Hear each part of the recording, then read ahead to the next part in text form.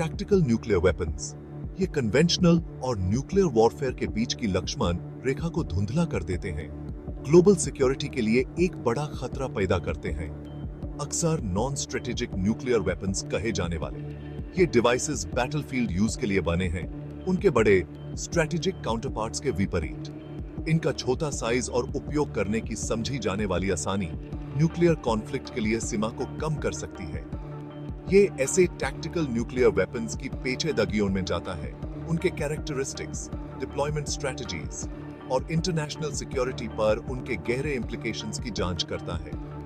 International community को tactical nuclear weapons से होने वाले खतरों से निपटने के लिए मिलकर काम करना चाहिए।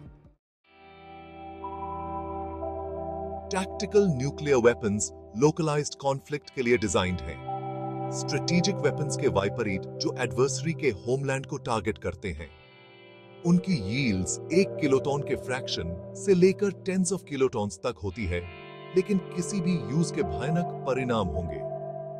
Radio active fallout, long term health effects और एस्केलेशन की संभावना सभी न्यूक्लियर वेपन्स को इनहेरेंटली स्ट्रेटेजिक बना देती है उनके इंपैक्ट में। टैक्टिकल न्यूक्लियर वेपन्स का डेवलपमेंट कोल्ड वॉर लॉजिक से चलाया गया था, ऐसे सिनेरियोज की कल्पना करते हुए जहां इन छोटे वेपन्स का यूज बिना all out nuclear exchange trigger किया जा सके। हालांकि लिमिटेड न्यूक्लियर वॉर का नोशन खतरे से भरा हुआ है, यह बहुत कम संभावना बनाता है कि किसी भी न्यूक्लियर कॉन्फ्लिक्ट को रोका जा सके। टैक्टिकल और स्ट्रेटेजिक न्यूक्लियर वेपन्स के बीच की लक्ष्मण रेखा धुंधली हो सकती है, अक्सर कॉन्टेक्स्ट और इंटेंट पर डिपेंड करता है। यील्ड, रेंज और इंटेंडेड टारगेट सभी क्लासिफिकेशन में रोल निभाते हैं, लेकिन क्रूशियल डिफरेंस उनके समझे जाने वाले पर्पस और पोटेंशियल कॉन्सिक्वेंसेस में है। स्ट्रेटेजिक न्यूक्लियर वेपन्स अपने मैसिव यील्ड्स और लॉन्ग रेंजेस के साथ प्राइमरीली डिटरेंस के लिए डिजाइंड हैं, क्रिटिकल इंफ्रास्ट्रक्चर और पॉपुलेशन सेंटर्स को टारगेट करते हुए। टैक्टिकल न्यूक्लियर वेपन्स दूसरी तरफ बैटलफील्ड यूज के लिए इंटेंडेड हैं, छोटे यील्ड्स और शॉर्टर रेंजेस के साथ। हालांकि एस्केलेशन और अनइंटेंडेड कॉन्सिक्वेंसेस की संभावना ज्यादा ही रहती है। कुछ डिलीवरी सिस्टम्स का डुअल यूज नेचर डिस्टिंक्शन को और कॉम्प्लिकेटेड बनाता है। उदाहरण के लिए कुछ एयरक्राफ्ट और मिसाइल्स टैक्टिकल या स्ट्रेटेजिक न्यूक्लियर वेपन्स दोनों कैरी कर सकते हैं, जिससे उनका इंटेंडेड पर्पस डिटरमिन करना मुश्किल हो जाता है। सभी nuclear weapons, regardless of their designation, humanity के लिए एक एग्जिस्टेंशियल थ्रेट है और उनके साथ उटमोस्ट कॉशन से ट्रीट किया जाना चाहिए। टैक्टिकल न्यूक्लियर वेपन्स में अलग-अलग डिजाइन शामिल हैं, हर एक स्पेसिफिक बैटलफील्ड सिनेरियोज के लिए टेलर्ड। ग्रेविटी बॉम्ब्स पहले के टाइप्स में से टैक्टिकल आर्सेनल्स का एक सिग्निफिकेंट पार्ट बने हुए हैं, डिलीवरी का एक सिंपल और रिलायबल मींस ऑफर करते हुए। Short range ballistic missiles SRBMs एक तेजी से और इंटरसेप्ट करना मुश्किल डिलीवरी मेथड प्रोवाइड करते हैं, रीजनल कॉन्फ्लिक्ट्स के लिए सूटेबल। न्यूक्लियर आर्टिलरी शेल्स एक हाईली मोबाइल और responsive tactical nuclear weapon system represent करते हैं, फ्रेंडली ट्रूप्स के करीब यूज के लिए सूटेबल। ये टैक्टिकल न्यूक्लियर वेपन्स के डाइवर्स टाइप्स के कुछ एग्जांपल्स हैं। जैसे जैसे टेक्नोलॉजी एडवांस करती है, नए और ज्यादा सोफिस्टिकेटेड डिजाइन्स इमर्ज होते रहते हैं, कन्वेंशनल और न्यूक्लियर वॉरफेयर के बीच की लक्ष्मण रेखा को और धुंधला करते हुए। इन टाइप्स को समझना उनके द्वारा पैदा होने वाले डाइवर्स थ्रेट्स को समझने के लिए क्रूशियल है।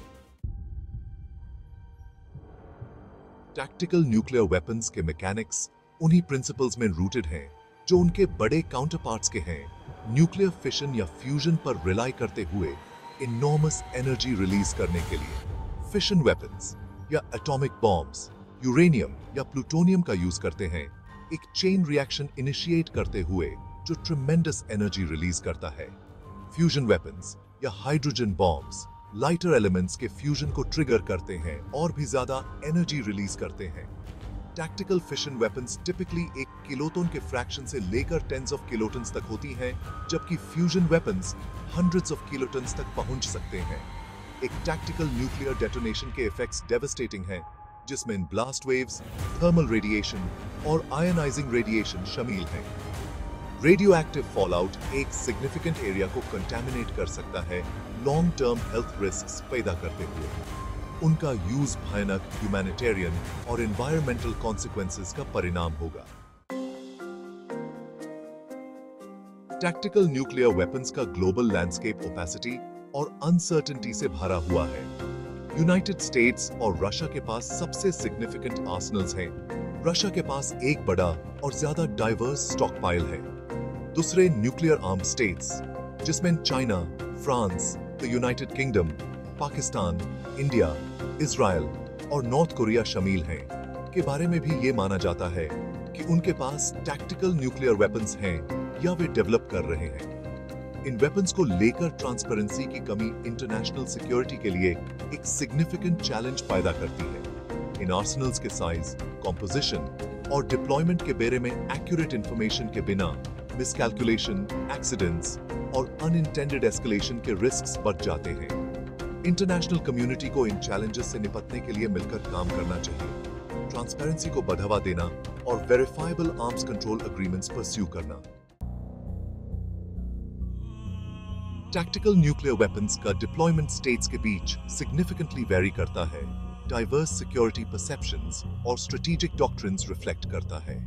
यूनाइटेड स्टेट्स यूरोप में limited number of tactical nuclear weapons maintain करता है, नेटो एलाइज के साथ डुअल की अरेंजमेंट्स के अंडरस्टोर्ड। रशिया बड़े number of tactical nuclear weapons deploy करता है, नेटो थ्रेट के अपने परसेप्शन और कन्वेंशनल कॉन्फ्लिक्ट्स को डी एस्केलेट करने के लिए इन वेपन्स का यूज करने के अपने डॉक्ट्रिन को रिफ्लेक्ट करता है। दूसरे न्यूक्लियर आर्म्ड स्टेट्स, जैसे कि पाकिस्तान और इंडिया, अपनी बॉर्डर्स के पास टैक्टिकल न्यूक्लियर वेपन्स डिप्लॉय करते हैं, एक्सीडेंटल या अनऑथराइज्ड यूज के बारे में कंसर्न्स पैदा करते हुए।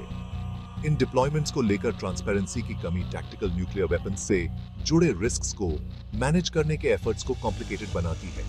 इन चैलेंजेस से निपटने के लिए डायलॉग, कॉन्फिडेंस बिल्डिंग मेजर्स और आर्म्स कंट्रोल एग्रीमेंट्स की जरूरत है। इन डिप्लॉयमेंट्स को समझना, न्यूक्लियर एस्केलेशन के रिस्क्स और उनके यूज के पोटेंशियल कॉन्सिक्वेंसेस को असेस करने के लिए क्रूशल है। टैक्टिकल न्यूक्लियर वेपन्स का यूज एस्केलेशन का एक इनहेरेंट रिस्क कैरी करता है एक बड़े न्यूक्लियर कॉन्फ्लिक्ट तक।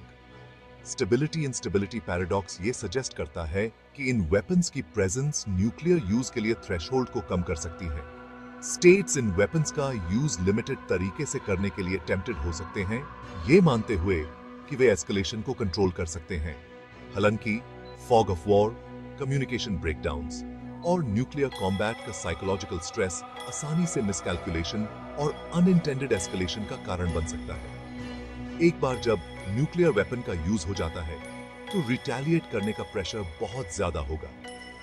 एस्केलेशन के रिस्क से निपटने के लिए clear communication channels, robust command and control systems और न्यूक्लियर यूज के कैटास्ट्रोफिक कॉन्सिक्वेंसेस की शेयर्ड अंडरस्टैंडिंग की जरूरत है। मिसकैलकुलेशन को प्रिवेंट करने और टैक्टिकल न्यूक्लियर वेपन से जुड़े रिस्क्स को मैनेज करने के लिए इंटरनेशनल कोऑपरेशन और डायलॉग जरूरी है।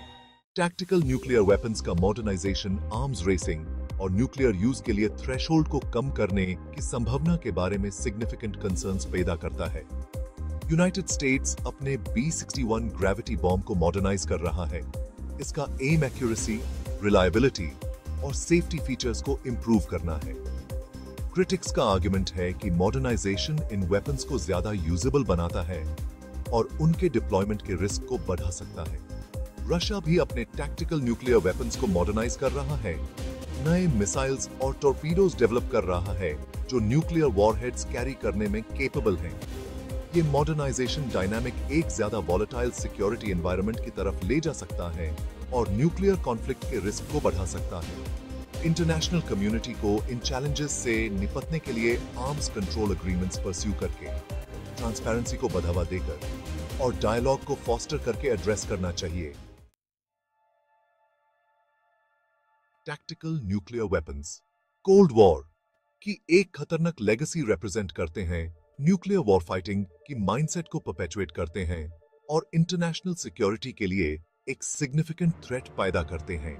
उनका छोटा साइज, और उपयोग करने की समझी जाने वाली आसानी न्यूक्लियर कॉन्फ्लिक्ट के लिए थ्रेशोल्ड को कम कर सकती है, मिसकैलकुलेशन और एस्केलेशन के रिस्क को बढ़ा सकती है। इन चैलेंजेस से निपटने के लिए न्यूक्लियर वेपन्स के बारे में सोचने के तरीके में एक फंडामेंटल शिफ्ट की जरूरत है। उन्हें वॉरफेयर के यूजेबल इंस्ट्रूमेंट्स के रूप में देखने से दूर एक ऐसा सिक्योरिटी एनवायरनमेंट बनाने के लिए इंटरनेशनल कोऑपरेशन और डायलॉग जरूरी है, जहां स्टेट्स को न्यूक्लियर वेपन्स पर रिलाई करने की जरूरत महसूस ना हो। अल्टीमेट गोल एक ऐसी दुनिया होनी चाहिए जो न्यूक्लियर वेपन्स से फ्री हो, जहां न्यूक्लियर एनाहिलेशन का खतरा ह्यूमैनिटी पर न लूमिंग हो।